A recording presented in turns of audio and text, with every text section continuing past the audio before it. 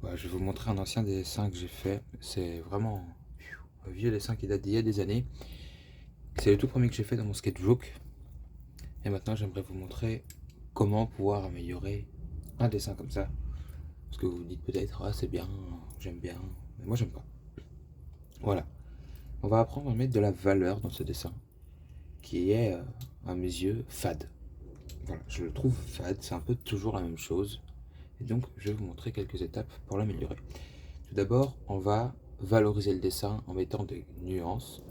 Donc par exemple, dans l'ombre, on peut plus ombrager le dessin et plus nuancer l'ombre. Je vais vous montrer.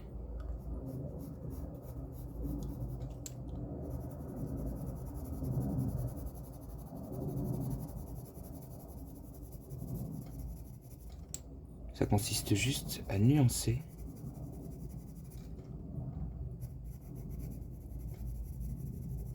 On appuie de plus en plus... On appuie fort à gauche, et au fur et à mesure qu'on va à droite, on appuie de moins en moins fort. Comme ceci.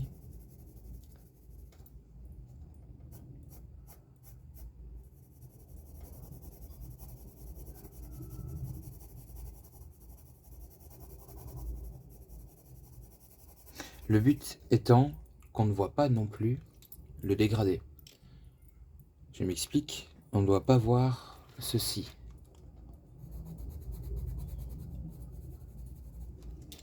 Là, on voit clairement la différence de trait. Il faut essayer de faire en sorte qu'on ne voit pas cette différence de trait. Vous voyez la différence? Foncé, clair, nuance.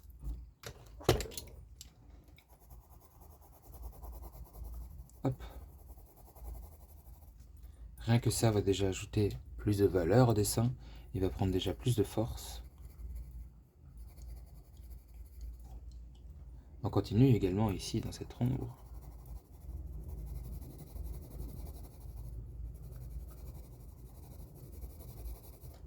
Et vous voyez ici, il y a un contraste foncé clair qu'on ne veut évidemment pas voir. Donc ça rend pas un peu gommé.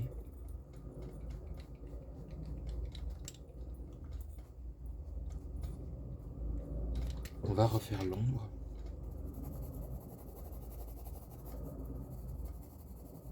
Et on appuie de moins en moins fort sur le dessin.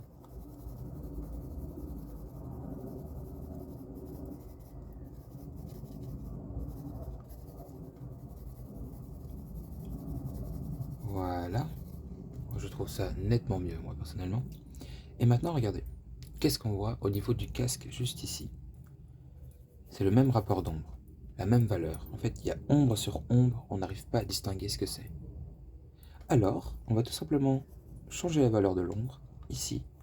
Soit on la fait plus foncée, comme moi je fais, pour comprendre en fait que c'est autre chose, que c'est un casque par exemple. Parce que là on ne comprenait pas trop. Et on va nuancer encore une fois. Voilà. Ou soit, on travaille par l'extérieur. C'est-à-dire qu'on va remettre, par exemple, ce carré. On va le mettre en valeur par l'extérieur. Ça veut dire qu'on va mettre du foncé par l'extérieur. Pour qu'ensuite, on voit évidemment le carré. Ça, c'est travaillé par l'extérieur en négatif. On peut continuer sur les ombres. Une fois que c'est fait, on va enlever ce qui est superflu. Moi, personnellement, ce qui me gêne, c'est ce qu'il y a derrière. Tous les sortes de petits éclairs que j'avais mis, ça gêne vraiment le dessin. Ça ne le met pas en valeur.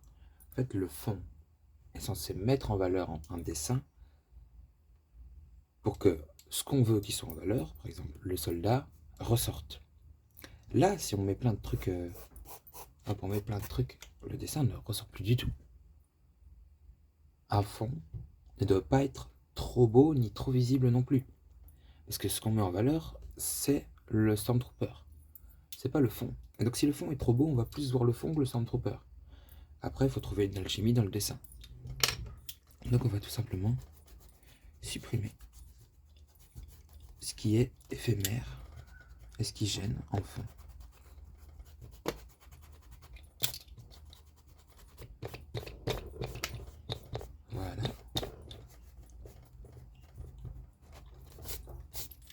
qu'on a déjà un peu plus de lisibilité niveau dessin, on va retravailler légèrement les contours et on va laisser passer la lumière. C'est-à-dire laisser passer la lumière. Ici, on voit qu'il y a une zone d'ombre à gauche, à chaque fois à gauche du Stormtrooper. Ce qui veut dire que la lumière vient comme ça. Elle vient comme ça. Donc forcément, ce côté-là du Stormtrooper sera plus clair. Logique. Et là où il y a beaucoup de clair, on peut ne pas terminer le dessin. Comme ceci par exemple.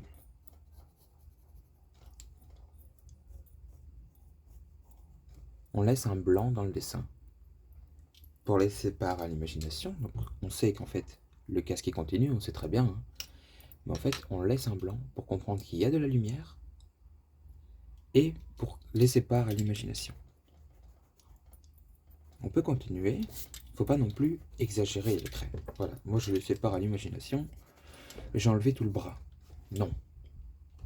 On met quelques petits endroits, parce que sinon là il y a trop d'imagination, il faut aussi que le lecteur, celui qui regarde le dessin, comprenne ce que c'est. Donc on va tout simplement laisser quelques blancs dans le dessin. Évidemment ça n'a pas grand sens avec l'ombre, donc on va faire en sorte que l'ombre s'applique avec les blancs qu'on a laissés. Donc, par exemple, on met de l'ombre et quand il y a un blanc, on enlève petit à petit l'ombre. On l'estompe.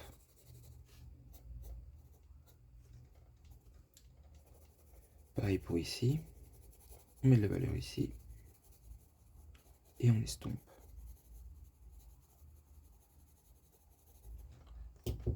Ça crée notre petit Stormtrooper. Hop, et on continue. Toujours continuer à mettre de la valeur dans le dessin.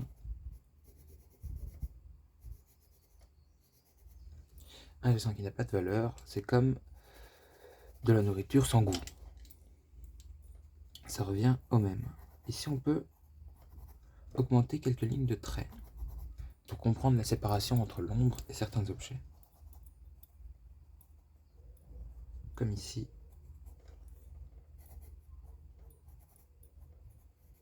Voilà. Ici, voilà. Par exemple, on peut encore continuer à laisser passer la lumière.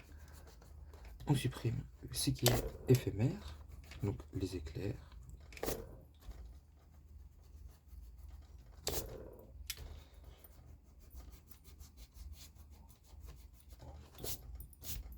Pour laisser passer la lecture.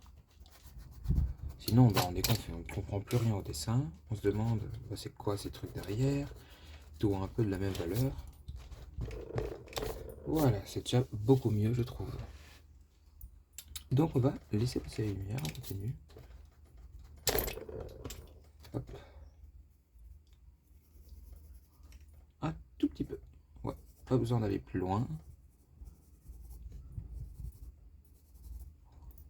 Pas besoin d'aller beaucoup plus loin. C'est le côté pratique. Et on vient ombrager légèrement pour que l'ombre soit en harmonie avec la lumière qu'on a laissé passer, sinon ça n'a plus aucun sens. On peut parfois laisser passer la lumière plus grandement, comme ceci par exemple.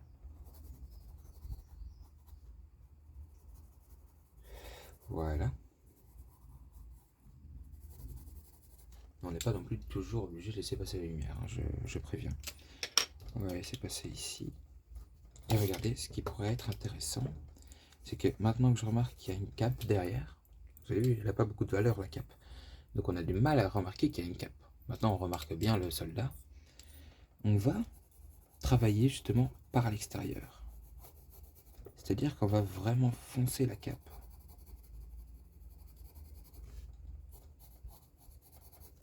Pour faire ressortir le soldat. On peut aussi nuancer dans la cape. Certains traits. Comme ceci. Et là, typiquement, on travaille par l'extérieur. On va faire ressortir le Stormtrooper par l'extérieur. On peut faire de même ici. Et voici, j'ai mis beaucoup de nuances dans cette cape. Mais on pourrait encore augmenter certaines nuances qui ne sont pas assez visibles, par exemple. Vous avez raison. J'ai mis des blancs, j'ai mis des gris clairs, j'ai mis des gris plus foncés. Par rapport aux soldats, regardez ici, on va continuer à le faire sortir par l'extérieur. Comme ceci.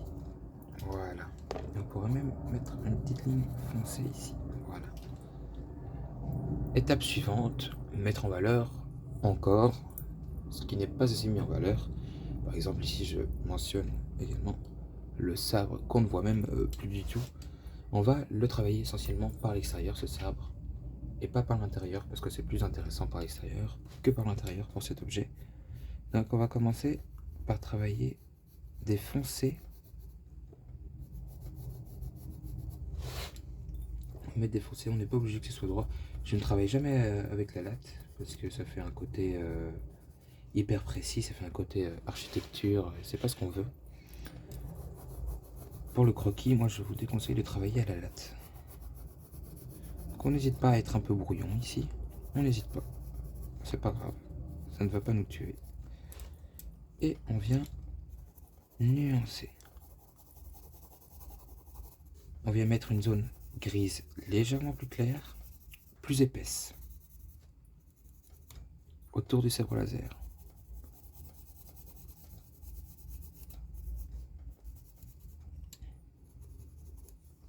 On vient en mettre encore une autre, légèrement plus légère. Plus on s'approche de la base, plus ça va être large.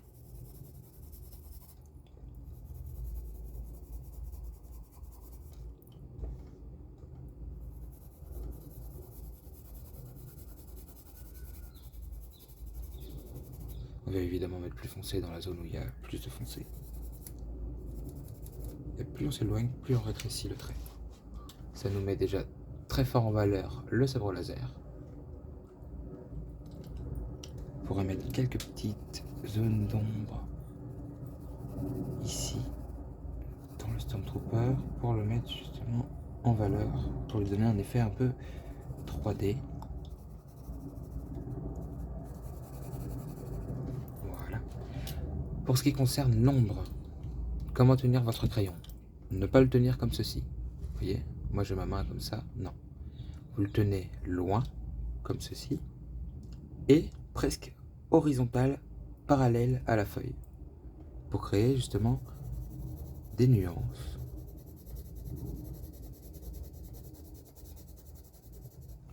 Voici. Si vous le tenez comme ça, ce sera beaucoup plus difficile à faire des... Vous voyez, c'est déjà hyper foncé parce que vous avez direct la pointe du crayon. Tandis que nous, on travaille sur les côtés. Donc, je veux bien essayer. C'est déjà hyper foncé de base. Pour les nuances, c'est très très compliqué. Tandis que si on travaille sur les côtés, ce sera plus simple à mettre des nuances dans le dessin.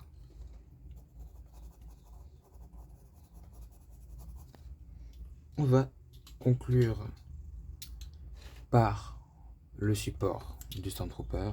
C'est un peu la même chose. On va mettre de la valeur dans ce rocher.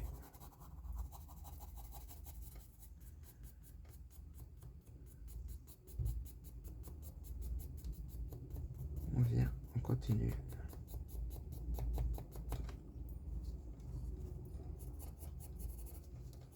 On n'oublie pas les ombres nuancées.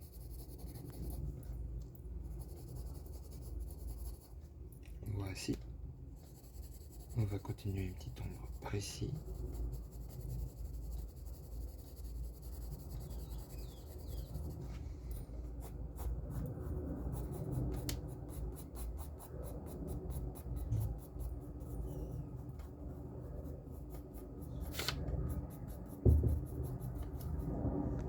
Maintenant que c'est fait, on va tout simplement supprimer ce qui est superflu, encore une fois.